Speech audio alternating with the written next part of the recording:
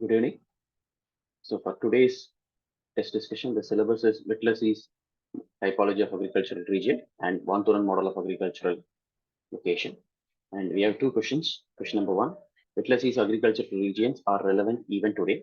So before we go into it, we do know the Whittlesey has been given this classification in 1930s, and he has divided the world into two, developed countries and developing countries.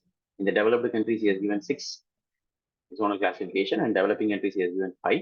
And apart from that, there is one more classification where there is no agriculture. So totally 12 will be there, right? So relevance alone has been asked. Give a brief intro of the typology and then go on with respect to giving a representation of world map and then give with respect to present day context, relevant and relevant. We'll start with the relevance first, then we'll go on to the just not available.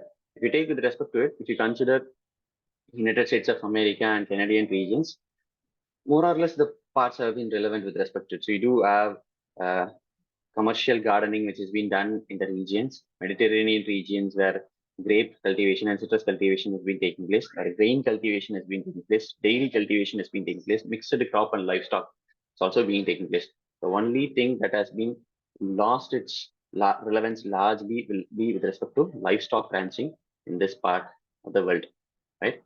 So livestock ranching, which has been present in these parts of the world, has been lost. Whereas in that particular part also, grain cultivation has largely come up with respect to it.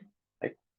Well, similarly, if you go on to South America and the Central American regions, which will be a developing country, will be there, where we do have the shifting cultivation has largely reduced, not come across, but largely reduced in those areas, uh, which is because of technological developments has been there, transport structures has been modified.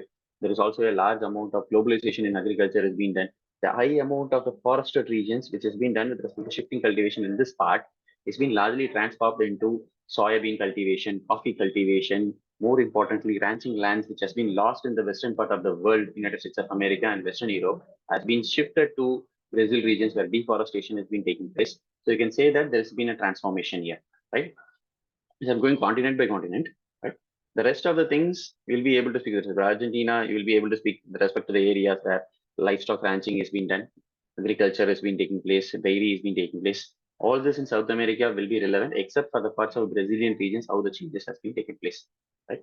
If we move on with respect to African continent, the African continent, the blue color as we see here indicates pastoral nomadism, within the African regions, Sahara deserts, Gulf regions, Iran, Iraq, also the Central Asian regions. There is this pastoral nomadism in this larger part of the regions, except for the desertic environment where which will be falling within no agriculture.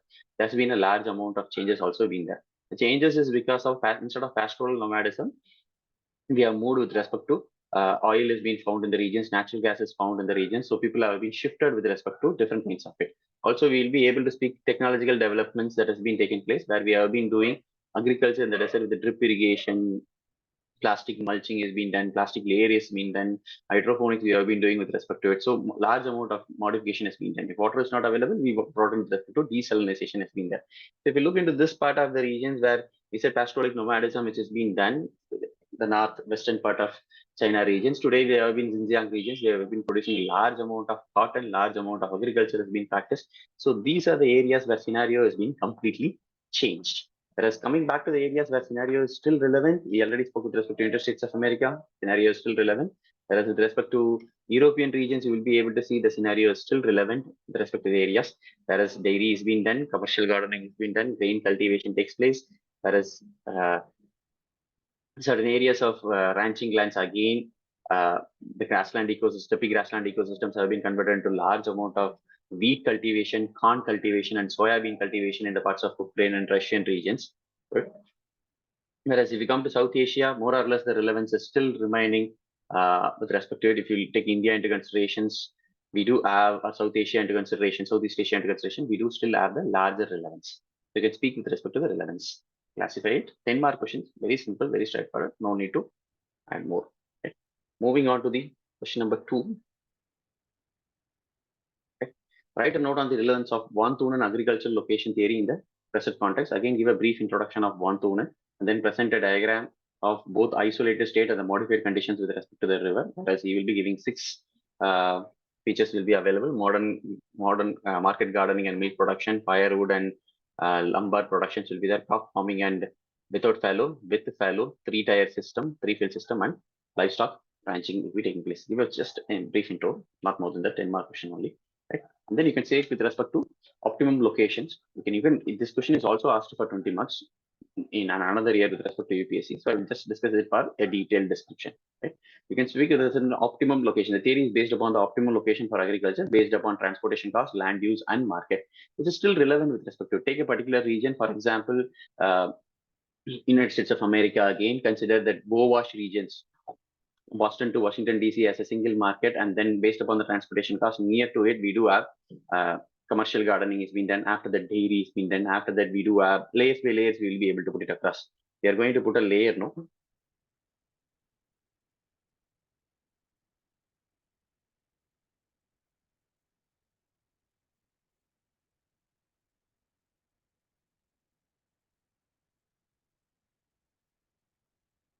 We're going to put layers with respect to it. This region is a Wash region. If you take into considerations, you'll have, sorry, you'll have dairy in the regions. You will have vegetable gardening that will be taking place there. After that, you will be able to have tobacco taking place here, maize and soy cultivation that will be taking place here, rice cultivation taking place with respect to the regions. So you can show layer by layer with respect to vegetables, dairy, tobacco, maize, soy, corn, rice, soy, corn. You can show that that's still working with respect to the areas. So that is based upon the transportation cost and land use associated with respect to the market. Or you can take an example of India into consideration, and within the Indian region, keeping Delhi as a market or Lucknow as a market, Chandigarh as a market, any place in the northern part of the regions, and then you can say that associated regions will have dairy cultivation, vegetable cultivation. Just slightly moving on, we will be able to have large amount of grain cultivation will be taking place, right? Or you wanted to connect with respect to land use pattern, you can say with respect to the given physiography map of West Bengal regions, if you move from the northern part of West Bengal based upon the land use, the northern part of West Bengal regions where Himalayan regions and sub-Himalayan lands are available, we will be having tea cultivation predominantly, followed by barren upland regions where cotton cultivation will be taking place. The upper Ganga basin will have rice cultivation, the lower Ganga basin will have jute cultivation, which all this we saw with physiography and this detailed description during the times of your map reading classes, right? So you can say that optimum location is still applicable with respect to it, right? Take a theme and then for it, put in that thing and then explain with respect to map, one for world, one for India, based upon the question that has been asked. Then planning for agriculture and land use.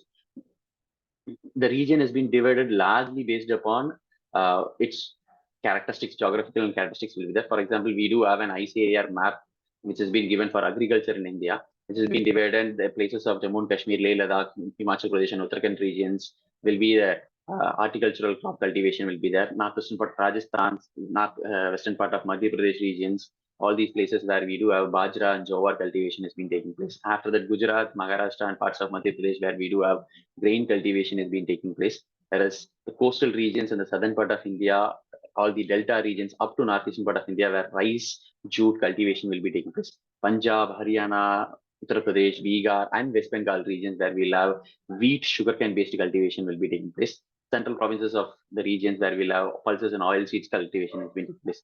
So based upon land use, still planning and agriculture has been available. Based upon this, we can say that the relevance of agroecological zones and agroclimatic zones, agricultural regionalization has also been possible with respect to it. So you can connect it with respect to the rest of your map, syllabus-based agricultural topics.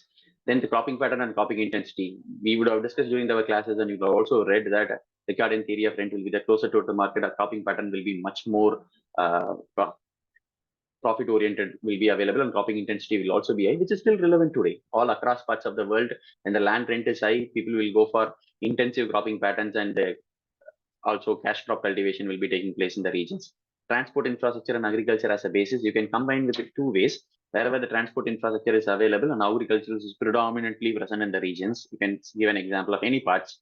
For example, the Kongan Maharashtra, Tamil Nadu regions, or Krishna Delta, Godavari Delta, or you can also say that when there is a transport infrastructure is not available, agriculture cannot be predominantly present. For example, Chhattisgarh regions, Jharkhand regions of tribal and forested regions, how agriculture is not able to have a huge development.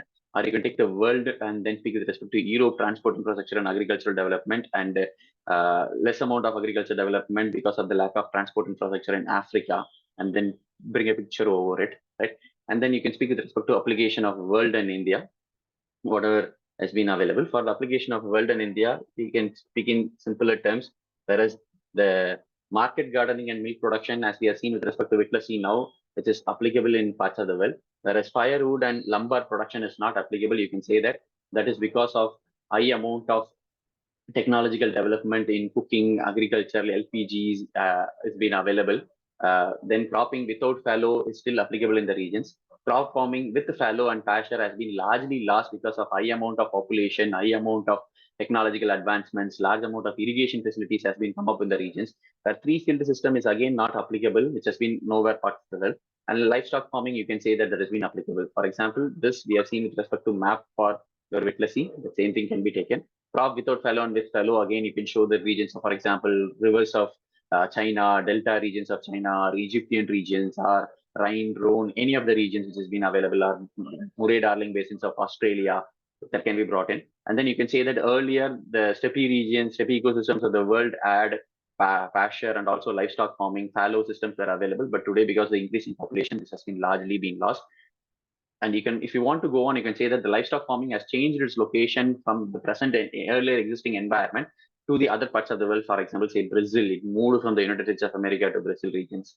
That you can say. This is with respect to relevance. And you can still speak about, no, sir, it is not relevant because of transport has been largely been increased.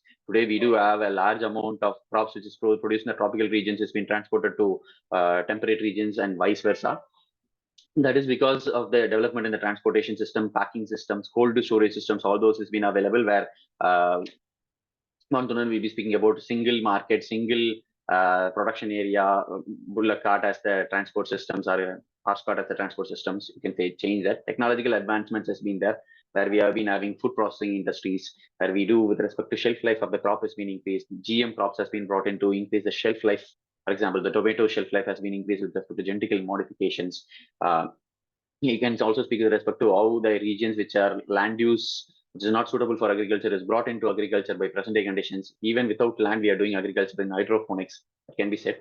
Changes in the market demand. Earlier, the market demand was only from the nearby regions. Today, the market demand is more globalized. So the product has to move in the global areas. And apart from that, if the assumption not relevance is if the question is not relevance to be answered largely, then you can speak with respect to assumptions, and you take any assumptions and you can criticize the assumptions and you say that is not relevant with respect to it, right? Thank you. And with respect to the continuation of daily answer writing practice, we will take a break so that you can complete the sectional test in the institution, right? And the test will be on Friday, as it has been already informed with respect to the Telegram group. And from Saturday, we'll again start the daily answer writing practice for the industrial geography, right? In the meantime, there will also be videos that will be, there have been people who asked to make videos about, again, which has already been discussed, but people asked with respect to understanding the terminology that is used in the question paper, like what is comparison, what is correlation, like what is asked in the yesterday, right? So those videos will be made in the meantime. We'll see you on, again, with respect to industrial geography daily answer writing practice. Thank you.